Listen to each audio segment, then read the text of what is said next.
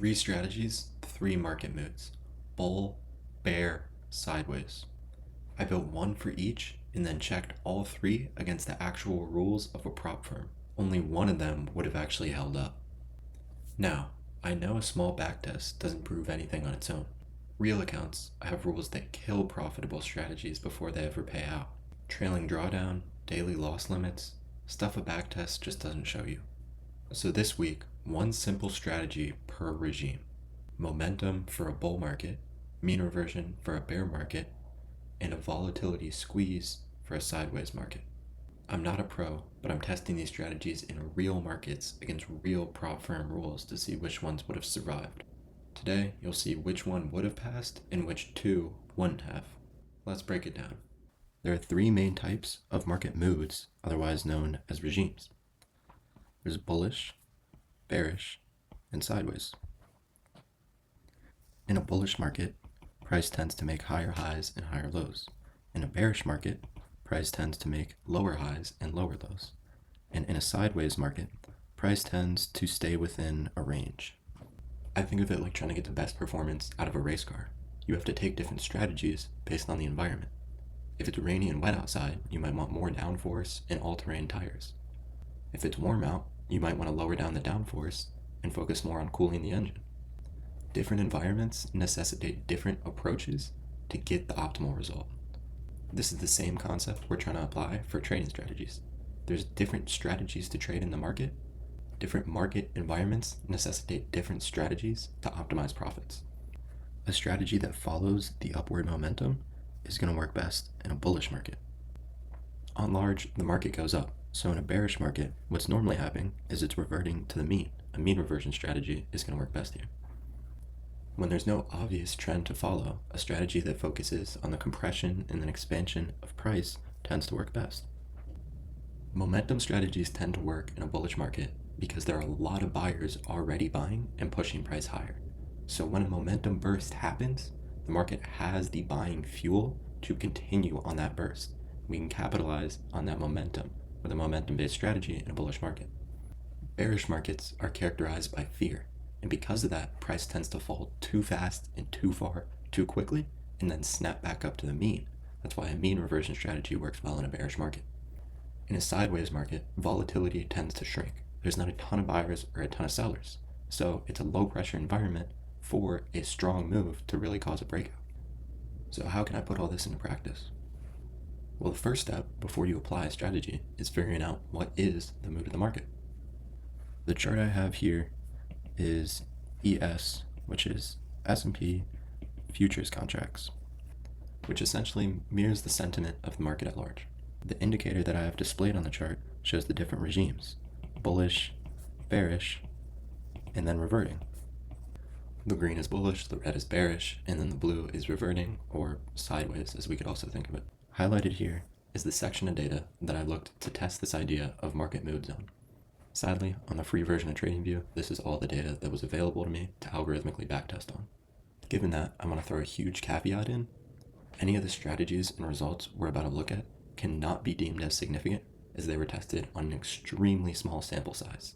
This was merely done for proof of concept. Again, just looking for proof of concept, I wanted to make these strategies as basic as possible, starting with a momentum strategy for bullish markets. This strategy is intentionally very simple, as I'm looking to see if the concept works rather than optimize profits. So here we have the 20-day moving average. Below that we have the 2 conditions. So if the moving average is here and price goes from below it to above it, crosses that line, that's the condition for long. On the flip side, if the moving average is here and price goes from above it to below it, that is the condition to take a short, following the momentum that the market already has. Below that, we have the entry and risk conditions for the different trades. If long condition is true, then enter the strategy, and then to exit, we set a stop loss of 5 points below the entry and a take profit of 10 points above. So the risk to reward ratio is 2-to-1, meaning we must win about 33% of the time to be break even. And for shorts, it's the exact same thing, just inverse. Let's see what happens when we apply this strategy to the chart. Well, we about break even. As we can see here, the profit factor is 1, and that's all that means. We broke even. I think the other very important thing to note here is just the sheer frequency of trades of this strategy. Over 1 week, there was 725 trades, averaging about 100 trades per day.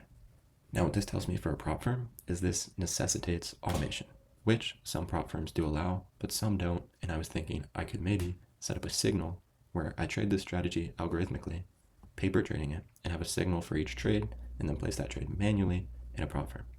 Given that there are 100 trades a day using this strategy, if I did want to use it, I would not be able to do a signal. It would have to be automatically placing trades in the prop firm account. As we can see, these results are not very surprising. During this period, the beginning of it is in the green. That is a momentum market. However, towards the very end, we start getting back into the blue. That means a reverting market. So, to me, that makes perfect sense that using a momentum strategy that is built for a bullish market, during the first part of the week, we were able to run up a profit. Then, when we switched to a sideways or reverting market, the momentum strategy was no longer the best strategy, and that's why we came down to break even.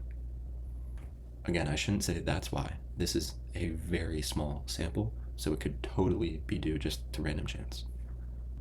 One thing I did notice while taking a closer look at this equity curve is, well, yes, we did break even. That's not ideal. Didn't have a profit, and that's even before commissions and slippage. We broke even when the market was dumping, when a buy and hold was dumping. If we just look at this gap here, we can see, given these numbers, we are outperforming the market by about $18,000. So yes, we broke even, but compared to the benchmark, we were well exceeding it. And then just to say it one more time, super small sample size could just be due to chance. From how much we exceeded the benchmark, you would think this is a good strategy, but looking at the Sharpe ratio, it would tell you quite the opposite. And that's because the comparison for your performance on a Sharpe ratio isn't to a benchmark of the market, it's to the risk-free rate. The risk-free rate is, well, the returns you can get without risk, so typically coming from federally insured bonds, and these normally return about 5%. So when we calculate this Sharpe ratio and we look at our returns of the strategy, which is essentially 0 minus the risk-free rate, which is about 5% over the standard deviation to get Sharpe ratio, we're going to end up with a negative number. Now, what does that tell us? Maybe not the best option to trade live, especially looking at this expected payoff. Definitely not the best option to trade live. However, given the unique setup of prop firms, that doesn't mean it's not useful. A strategy with 0 expected value can still make money on prop firms. Going back to that 2-to-1 risk to reward, like I mentioned, we need to be profitable 33% of the time to make a profit, because one winner would cancel out 2 losers. As we can see, our losers are in this 0.04 to 0 range, while most of our winners are up 0.08. However, as we can see, we did not win 33% of the time. We won about 22% of the time, which is why this strategy is not profitable and does not have a profitable expected value. Does that mean it can't work on prop firms? No. We'll get to that in a second. Now we're looking at the second strategy for the second market move, a mean reversion strategy for a bearish market. We start again by calculating a 20-day moving average. The essence of the mean reversion strategy is reverting back to the mean. So we're using the 20-day moving average as our mean. If this is the 20-day moving average, and price yesterday was up here, and then today moved down here, the mean reversion strategy is placing trades betting on the fact that price will revert back up to this mean, or the inverse. If price was below the mean yesterday and came above, it's betting that price will revert back down to the mean. One of the main noticeable differences here is the risk to reward ratio. Here, stop loss 5 points, take profit 5 points, gives us a 1-to-1 risk to reward ratio. We would need to win about 50% of the time to be profitable or break even. Why the smaller risk to reward? Well, a mean reversion is the opposite of a breakout. This strategy is betting that it doesn't break out. It's betting that it will hover close to this line that is the moving average. So betting on price exploding somewhere else just doesn't make sense. The lack of explosive moves means smaller take profits. Again, here we can see another very high frequency strategy, at least for what I'm used to. Now, given that a mean reversion strategy is built for a bearish market and the indicator is telling us either bullish or reverting, is this strategy going to perform well? Unsurprisingly, no, it doesn't. But that's exactly what we would expect, so I don't even look at this as a bad thing. And even still, despite it being unprofitable, it's still wildly outperforming the benchmark. Again, here we are not betting on explosive moves, we're betting on the opposite. So if we look at the distribution, we're actually making much more wins, because most of the time price doesn't explode somewhere. But that means most of our profits are much smaller, whereas when price does explode, it's going to create a much larger loss. Now, as we looked at in the code, the risk was supposed to be 1-to-1, stop loss 5 points below, take profit 5 points above, or inverse if it's a short. Given this distribution here, it looks more like a 1-to-2 risk to reward ratio. I'm not sure how that happened. I think it might have something to do with how short these trades are, that commission and slippage and different fill prices spread is going to have a much, much larger effect. That's something to note if I am looking to optimize these strategies, to definitely tone down the frequency a little bit, take a little bit bigger moves. Now the last strategy, a squeeze strategy. This one built for a sideways market. If we go back to our indicator, we can see the market is starting to go sideways. It was very bullish, it was all green, and now here we can see a switch. It's becoming blue now, it's becoming a sideways market. So in theory, the strategy should perform decently well here. So what we're doing here for the squeeze strategy is calculating Bollinger Bands and Keltner channels. We also calculate the simple moving average, and then the Bollinger Bands and KC have ranges. We'll say Bollinger Bands are orange and KC is purple. So say at a given point, the range for KC, upper and lower, is here. And then the upper Bollinger Band is here and the lower Bollinger Band is here. Nothing happens. It's still squeezed in. Now what happens if the upper Bollinger Band is above the upper KC band? Well, this would be a long condition. Essentially, there's an indication that price is going to break out of that squeeze. So that's what we see here on the entry for long condition. If that upper Bollinger Band is above the upper KC band and it closes above it, then enter a long position. Then we just have the opposite thing for a short. So the lower Bollinger Band is below the lower KC band. That is the other condition for squeeze off. And then if we get a close below that lower Bollinger Band, price closes here, that is condition for a short, because we have given the indication that price is escaping the squeeze. Then here again we have that 2-to-1 risk to reward ratio. So we would need to win about 33% of the time if we had exactly 2-to-1 risk to reward. This strategy is much lower frequency than the past two. And something interesting we can see is we're taking trades when the squeeze gets broken. So we're really squeezed here, very horizontal. Actually still a decent amount of trades. Pretty squeezed here, decent amount of horizontal, not very many trades. But we look at a section like this, or a section like this, with the higher volatility, and that is just filled with trades, because it's constantly breaking the squeeze. Do want to know, I'm a beginner, so that's how I think this strategy works, but please take it with a grain of salt, because I could totally be wrong. So, unsurprisingly, correct market conditions for this strategy was profitable over this time period. But again, could be up to chance, very small sample size. On the analytical end, the profit factor, finally positive, 1.2. 1.2 to 1.5 is, I think, considered a good range from what I've seen. Then this one, again, is a lower frequency strategy compared to the past two. Again, this is supposed to be a 1-to-1 risk to reward. Clearly is not. I do gotta figure out what's happening there. Alright, well now for the important part. All of this was supposed to be for prop firm accounts. Does it work? Well, here we're looking at a Top Step account, probably the most reputable prop firm out there, along with Alpha Futures. And then we're looking at the get funded section. So the rules do change a bit once you are funded, and I will have to develop a little bit of a different strategy for that. But the first thing to do is to get funded. So there's really two main rules here. $3,000 profit before $2,000 of drawdown. A couple things to note. Daily loss limit of 1,000. That shouldn't be a huge issue with these strategies, given that they're higher frequency, they're not taking one big loss. Then consistency target, this is more for the people who take one trade a day. You can't have one trade be more than, I think, 50% of the way towards your profit target. With 200 to 700 trades, that's obviously not going to happen. Max contract limit, that is the one thing that I did forget to take into account here. But again, not a huge issue. It's just a matter of scaling.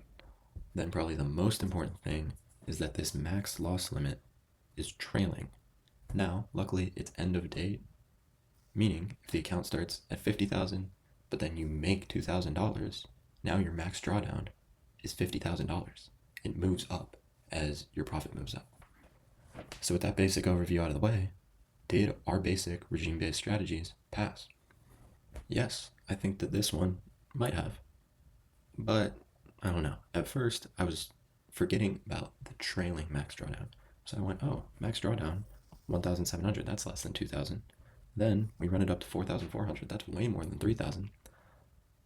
But it's a trailing loss. Well, it still might have passed.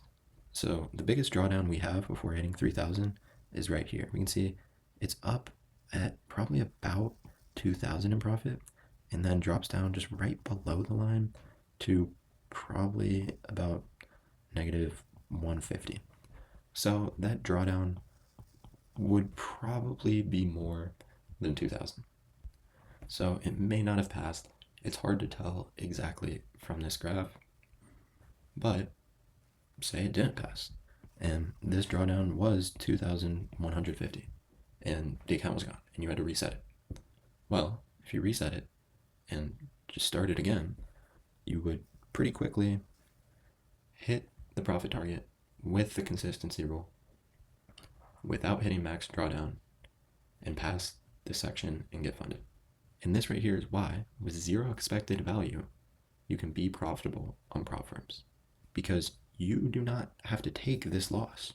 What this loss means to you is you have to reset the account, and you have to pay whatever that fee is. It's not 2,150. It's normally like $50 or whatever. And then if you get funded, you have the potential to make thousands of dollars. Just real quick, that reset fee was $85, a little bit more than 50, but you can also just wait till the end of the month when you get rebilled and it'll reset for free. Okay, so this is the squeeze strategy, and this is a very similar situation. We run up here, but I think it gets to like 2,700. It's above 2,500, but it's not 3,000 yet. And then max drawdown here, as we can see, 2,600. So account would have been blown then. But you just reset the account, and then here would have passed it. And then obviously the mean reversion strategy for a bearish market would not have passed it, but that would never have been used. It was either a bullish or a mean reverting market. And then as we saw, those strategies, this squeeze one here and the momentum one, were extremely simple. They were like 30 lines of code total. They were not optimized at all. So what I will be doing next week is optimizing them as much as I can without backfitting. It is going to be tricky. I'm going to need access to a lot more data. But this is huge proof of concept for literally 30 lines of code and an indicator of what's the mood of the market, which strategy to use. Already, we can see incredibly promising results. Again, the caveat, super small sample size, could be up to chance. That's why when I optimize this, I'm going to use much more data. Now, real quick, the part where I speak my learning out loud to help instill my own knowledge. So again, not coming from the point of an expert, I'm teaching it to try to understand it. Comparing trading on different instruments. So Claude generated this pretty chart right here. I would have a couple comments. I think rigging crypto, number one, doesn't make a lot of sense to me, especially if we're taking into account liquidity. People use crypto in trading because it's inefficient, because there's not a ton of liquidity. Accessibility, you have access to a lot of leverage that you don't necessarily have with other tools. You have access to 24-hour markets, but you still have to open a crypto wallet. Most people already have, an account to trade equities. I think if accessibility is going in here, I think equities should be higher. Also, a ton of liquidity on equities. Other than that, I think it makes sense for the most part. Options, I would even put more extreme. These top four, tomorrow, I could trade any of them. Options is an entirely different animal. You have to get approved by a broker to trade them. The accessibility is just so much lower on a completely different level than any of them. All right, equities, ownership in companies. It is the most liquid, has the most data, but it's also the most regulated. Given that, it is the most competitive market for algorithmic trading. Personal opinion, I think trading equities is great. Not necessarily if you're an algorithmic trader, though. I think it makes much more sense if you do value investing and you look at the fundamentals of a company and then you trade based off that. That to me makes perfect sense. I personally probably won't be algorithmically trading equities. Options, as I mentioned, pretty high barrier to entry. Options I would want to be able to trade though. I think the fact that you can hedge and fix your cost is a huge advantage, and the same reason why I'm attracted to prop firms. You can have a fixed cost. Just like a prop firm, you pay the activation fee and then you have access to their capital, so you can make outsized returns on your initial investment, and you know the loss of your initial investment exactly. It's what you paid for the account. Options is similar. You pay the premium and that's all you have to pay. Now you can make outsized returns. However, it is incredibly complex. This is where Black-Scholes calculus, extremely intense modeling comes in to be able to trade options. For that reason, I also probably won't be trading it. Forex is interesting. You can have huge leverage if you use offshore brokers, but that's kind of shady. Do you want to do that? I don't know. Also, decentralized exchange, so your fill price is going to vary pretty wildly. I think it's also very interesting, and there's no fundamentals in the typical sense. You're trading fiat currency, there's no intrinsic value of it. Yet, global macro events have a huge effect on these markets. I would potentially be open to trading this. Futures, to me, very similar to equities. No, you're not buying a share in the underlying asset, but you're buying a contract that essentially models the price of the underlying asset. I think it's kind of funny how we trade future contracts now, especially as retail traders. Learning about them from an agricultural standpoint and the actual purpose of why you buy the contract and the different growing seasons versus as a retail trader just treating it like trading equities is definitely something interesting. I'm obviously very open to trading it. Large part of that because it's what most prop firms allow and the only thing they allow.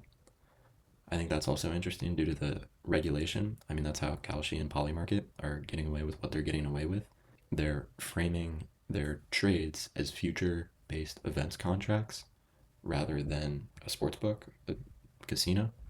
And I mean, they're technically right, but it is interesting to see the leniency that regulators give to futures. Crypto, you can trade huge leverage, you can trade whenever, it's very accessible, but the lack of regulation kind of scares me. Don't want to trade it, at least for right now. Would be open to it though. So, my plan for the bubble with my personal investments, what am I going to do? Well, a little bit of a change of plans. I'm going to do pretty much nothing. I'm very lucky to have worked for a financial advisor for about a year, and why would I think that I could do better than the professionals? I don't spend my life researching this. I don't have decades of experience. I'm simply going to do a handoff. Let the professionals handle it. So my sentiment from this week, what I've been thinking about is in this stage, a beginner stage, I want to tool hop as much as possible because I want to try as many different things to figure out what works best for me. I think what I really want to do is avoid pigeonholing myself because someone says something's good. For example, I don't know why I haven't tried PineScript yet. That's what I was using this past week, and it's incredible. Previously, I was using multi-charts, which is fine. It's great if you have the paid version, but the paid version is like thousands of dollars. For the free version, I think the free version of PineScript is better than the free version of multi-charts. Personal opinion. But that's just an example of I need to be really open to tool switching and just trying a bunch of things before I get too locked in on one specific route. And I think that kind of goes for learning anything new.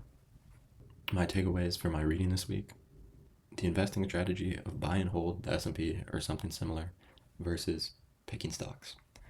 If you pick stocks and you do it well, you can consistently beat the market on the long term with just one stock that outperforms. Now, hedge funds typically don't, but that's because they can't take as many risks. I know two people personally. One bought Apple stock in 2000 before the iPhone came out. I think 18,000% returns, something crazy like that. Another one bought Micron 5 years ago, 1,000% returns.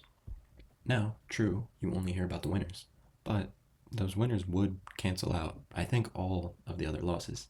It's just hedge funds aren't able to behave like that, which is why if you compare a hedge fund to the market, you're not going to see that they're beating it by much normally, but that's because they're controlling hugely for risk. They can't go into a period of drawdown, really, especially if the market's not in a period of drawdown.